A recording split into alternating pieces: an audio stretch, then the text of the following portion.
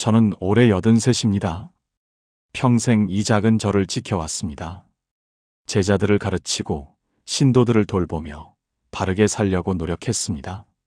그런데 작년 추석날 저는 혼자였습니다. 법당은 텅 비어 있었고 전화는 울리지 않았습니다.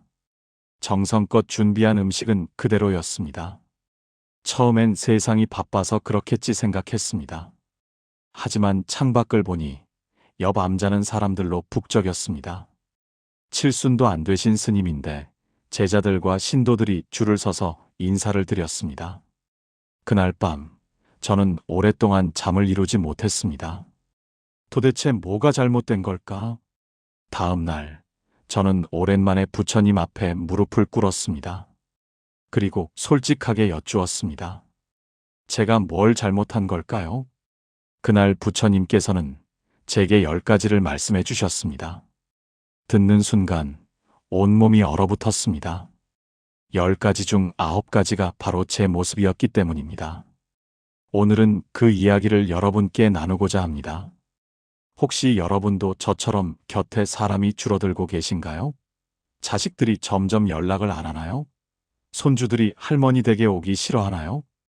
그렇다면 제 이야기를 끝까지 들어주십시오.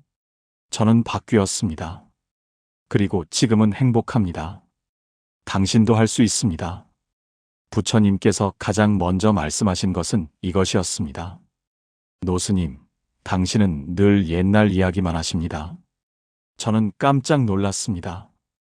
옛날 이야기가 뭐가 나쁩니까? 하지만 부처님께서 제게 하나를 상기시켜 주셨습니다. 지난주였습니다. 젊은 수행자가 법회를 새로운 방식으로 준비하고 싶다고 말했을 때 저는 이렇게 말했습니다. 요즘 스님들은 편하게만 하려 해. 나 때는 새벽 3시에 일어나 108배를 했어. 겨울에도 냉수로 목욕했고 너희는 따뜻한 물도 있고 난방도 되잖아. 그러니까 수행이 안 되는 거야. 그 젊은 스님은 고개를 숙였습니다.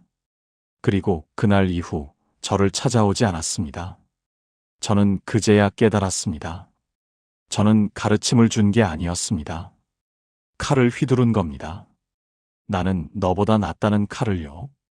경로당에 가면 이런 어르신들을 자주 봅니다.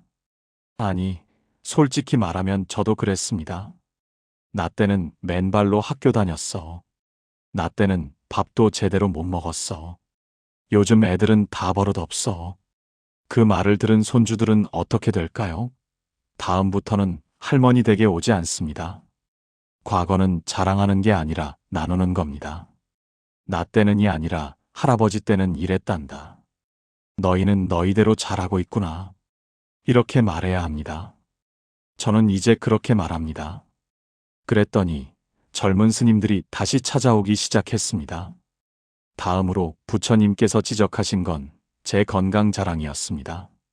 저는 나이에 비해 건강한 편입니다. 약도 별로 안 먹고 아직도 산책을 다닙니다. 그래서 자주 이런 말을 했습니다. 경로당에서 한 어르신이 무릎이 아프다고 하면 저는 이렇게 말했습니다. 나는 70 넘었는데도 약 하나를 안 먹어. 매일 걷고 운동해. 자네는 관리를 안 해서 그래. 그 어르신은 더 이상 말이 없었습니다. 그리고 다음 주부터 경로당에 나오지 않았습니다. 저는 그제야 깨달았습니다. 건강은 혼자만의 노력으로 이루어지지 않는다는 것을요. 타고난 체질도 있고 살아온 환경도 다릅니다. 아픈 사람 앞에서 건강을 자랑하는 것은 상처에 소금을 뿌리는 겁니다. 이제 저는 이렇게 말합니다. 자네 많이 힘들겠네. 내가 뭘 도와줄까? 그리고 조용히 병원에 같이 가자고 합니다. 세 번째는 더 부끄러운 이야기입니다. 저는 이 절을 지키며 나름 모아둔 게 있습니다. 신도들의 보시도 있었고 책도 몇 권 냈습니다. 그래서 가끔 이런 말을 했습니다. 우리 조카가 의사야. 강남에 병원도 차렸어. 나는 연금도 있고 책인세도 나와. 그 말을 들은 가난한 신도부는 어떤 기분이었을까요? 부처님께서 말씀하셨습니다. 가진 것을 자랑하는 순간 없는 이는 상대적 박탈감을 느낍니다. 그리고 당신을 만나기가 두려워집니다. 맞습니다. 어느 순간부터 가난한 신도분들이 저를 피했습니다. 진정한 부자는 가진 것을 자랑하는 사람이 아닙니다. 없는 이의 마음을 헤아리는 사람입니다. 이제 저는 이렇게 말합니다. 내가 운이 좋았어. 고마운 일이야. 그리고 조용히 어려운 분들을 돕습니다. 가장 가슴 아픈 건 네 번째였습니다. 저는 조카 스님을 제 아들처럼 키웠습니다. 어릴 때부터 절에 데려와 공부시키고 승려의 길을 걷게 했습니다. 그런데 요즘 조카 스님은 바쁩니다. 자기 절도 있고 신도들도 돌봐야 합니다. 저는 섭섭했습니다. 그래서 전화할 때마다 이렇게 말했습니다. 너 요즘 왜 안 와? 내가 너 키우느라 얼마나 고생했는데. 다른 스님들은 스승님 자주 찾아뵙던데. 이래서 제자 키우나 싶다. 조카 스님은 네, 스승님이라고만 대답했습니다. 그리고 점점 전화가 뜸해졌습니다. 2달, 석 달. 연락이 없었습니다. 부처님께서 말씀하셨습니다. 내가 해준 게 얼마인데는 사랑이 아니라 빚독촉입니다. 그 말을 듣는 순간 저는 울었습니다. 저는 사랑한다고 생각했는데 조카를 옭아매고 있었던 겁니다. 다음 날 저는 조카에게 전화했습니다.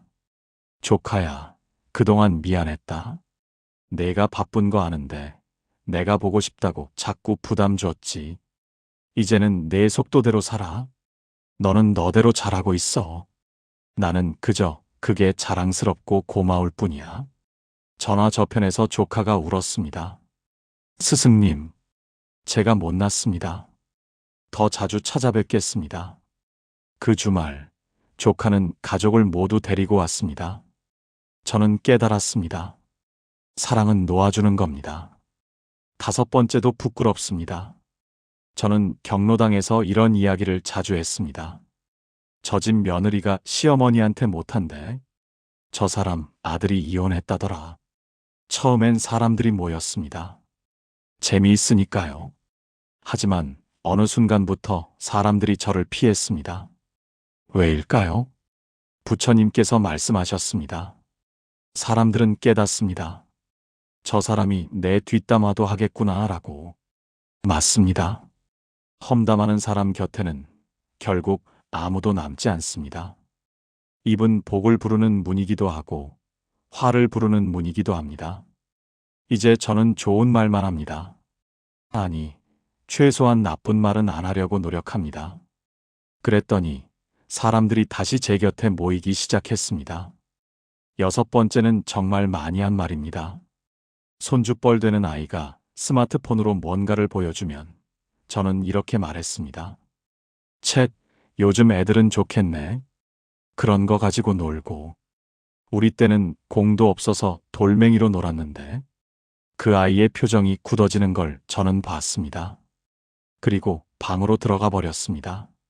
저는 혼자 중얼거렸습니다. 요즘 애들은 왜 맨날 방에만 있냐? 하지만 그 이유는 제가 만든 겁니다. 부처님께서 말씀하셨습니다. 세대는 다름입니다. 틀림이 아닙니다. 젊은이들도 그들 나름의 고통이 있습니다. 경쟁, 실업, 집값. 시대는 다르지만 고통은 여전합니다. 이제 저는 이렇게 말합니다. 와, 할아버지 때는 이런 게 없었는데. 신기하네. 할아버지한테도 좀 가르쳐 줄래? 그랬더니 아이들이 신나서 설명합니다. 그리고 다음에 또 찾아옵니다. 7번째와 8번째는 정말 고치기 어려웠습니다. 저는 나이가 들면서 점점 더 조카에게 의지했습니다. 은행 업무도, 병원 예약도, 심지어 친구 만나는 것도 조카에게 부탁했습니다. 나 혼자는 못해. 내가 해줘야지. 조카는 자기 일도 바쁜데 저까지 돌봐야 했습니다. 그리고 가끔 이런 말도 했습니다. 나 이제 오래 못 산다. 죽기 전에 한 번만 더 와봐. 나 죽으면 후회할 거야. 조카는 왔습니다. 하지만 얼굴에는 기쁨이 없었습니다. 의무감만 가득했습니다. 부처님께서 단호하게 말씀하셨습니다. 죽음을 무기로 쓰는 것은 사랑이 아니라 폭력입니다. 그 말을 듣는 순간 저는 제가 얼마나 이기적이었는지 깨달았습니다. 이제 저는 스스로 할 수 있는 건 스스로 합니다. 은행도 배워서 가고 스마트폰도 배웁니다. 그리고 조카에게 이렇게 말합니다. 내가 행복하면 나도 행복해. 시간 있을 때 와. 그랬더니 조카가 더 자주 옵니다. 의무가 아니라 마음에서 우러나서 오는 겁니다. 9번째는 제가 미처 몰랐던 습관입니다. 저는 친구가 건강할 때는 별로 연락을 안 했습니다. 그런데 누가 아프다는 소식이 들리면 그제야 병문안을 갔습니다. 그리고 이렇게 말했습니다. 아이고, 많이 아프구만. 이거 큰일인데. 병원비 많이 들겠네. 제 생각엔 걱정해주는 거였는데 부처님께서 말씀하셨습니다. 당신은 좋을 때는 함께하지 않고 슬플 때만 나타나 에너지를 빼앗습니다. 충격이었습니다. 진정한 친구는 웃을 때 함께 웃고 울 때 조용히 곁을 지키는 사람입니다. 이제 저는 친구가 건강할 때 더 자주 연락합니다. 그리고 기쁜 일이 있을 때 진심으로 축하합니다. 마지막 10번째는 가장 고치기 어려웠습니다. 저는 겉으로는 친절했습니다.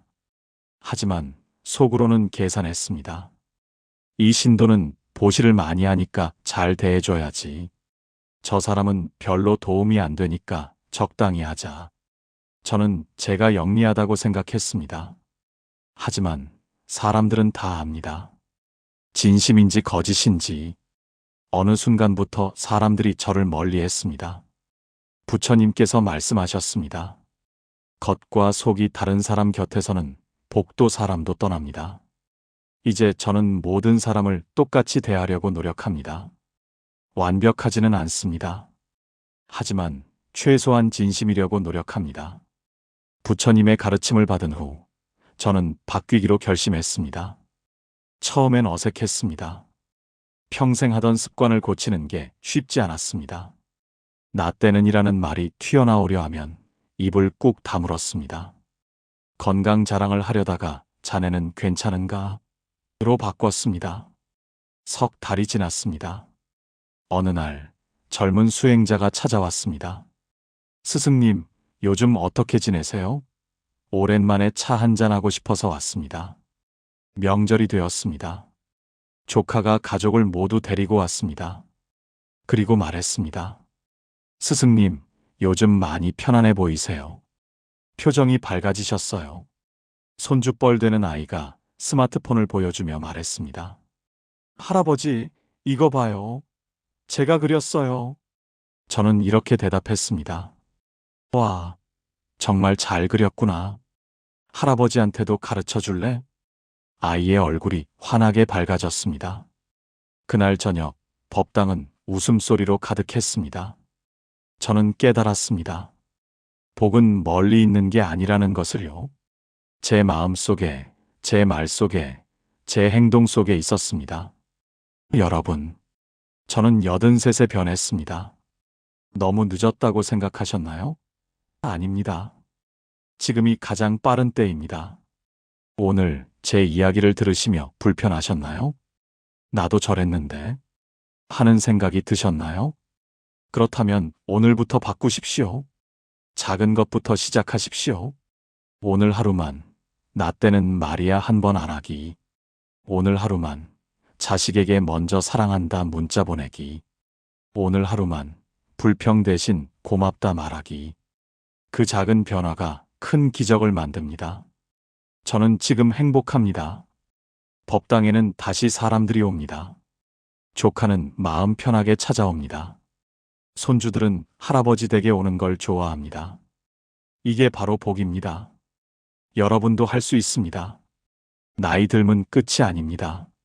새로운 시작입니다. 오늘부터, 지금부터, 이 순간부터 시작하십시오. 복 있는 어른으로 살아가십시오. 저도 여러분을 응원합니다. 고맙습니다.